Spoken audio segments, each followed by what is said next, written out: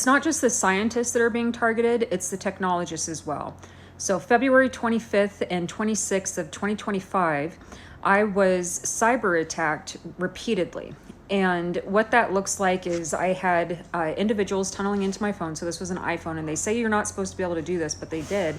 So they tunneled into the phone, started putting ads up, hacks, and then pulled up all of these chats and messages that I was having with this developer who had previously developed in quantum.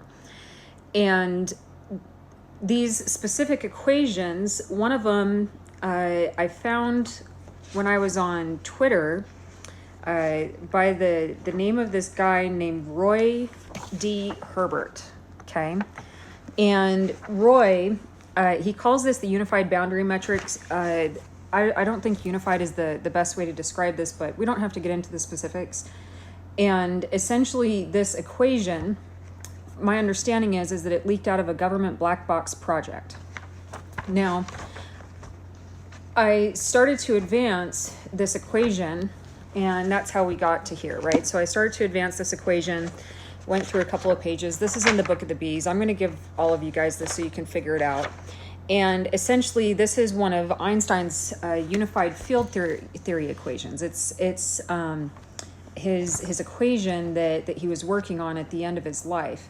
And when you start touching these equations, I mean, people are really at like, everybody wants this because it's the Holy Grail. And they think that, you know, they can steal from other people and take credit for their work like they've done before in the past. But the world doesn't work like that in the world of quantum physics. You can't steal this stuff and get credit from it. They're essentially, and all of this is linked in.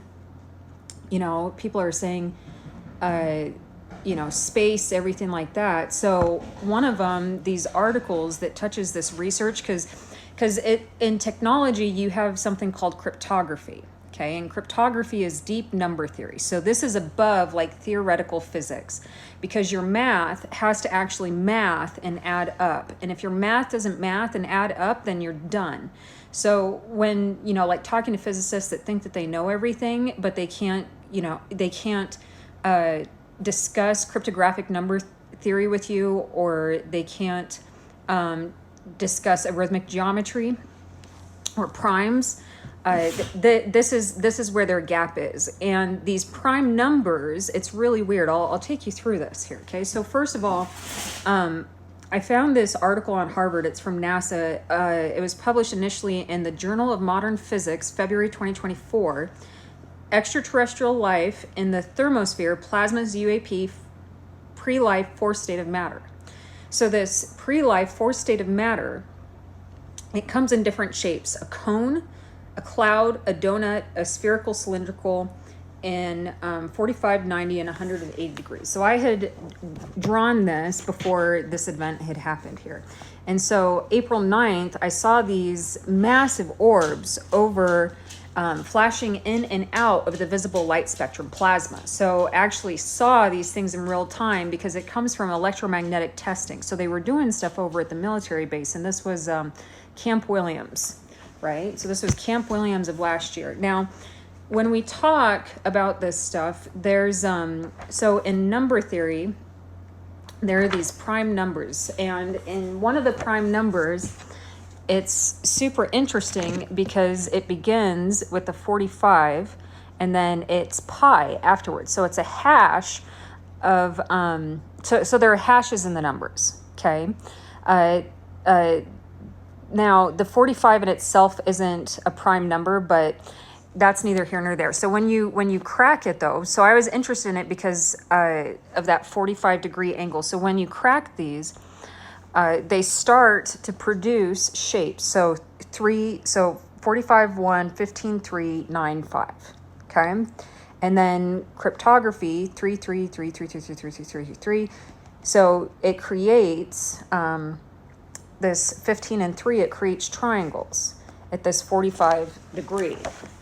And this is just, you know, this is just number theory, prime numbers, that type of stuff. Nothing too wild here, okay? And I have a paper coming out about this that looks at these numbers, okay? But what's interesting is this. So this is my website, Infoton. For those of you who don't know, I hypothesized a missing particle in physics, and I actually wrote a paper on it. I publish all of my work openly on Zenodo in an open repository, so that anybody can access it. If you're really interested, you can go on to Infoton and click on Learn. You can see over here that within a couple of months, it's actually gained traction, and it's 2 pages, right? This hypothesized particle in physics, but that's not what I want to show you here, okay?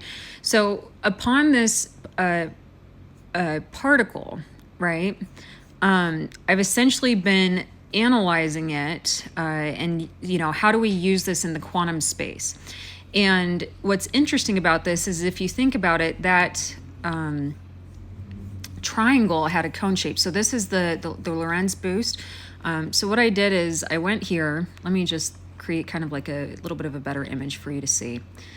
So I essentially put these particles. So all of these particles, this is the standard periodic table of particles. They all line up in a row, right? Because it's a spectrum. The Infoton is actually a spectrum here, okay? So that's what all these particles are. And you can go on to Infoton and you can actually see this yourself. But so I highlight it here. And then these shells, these are the Lorentz boost.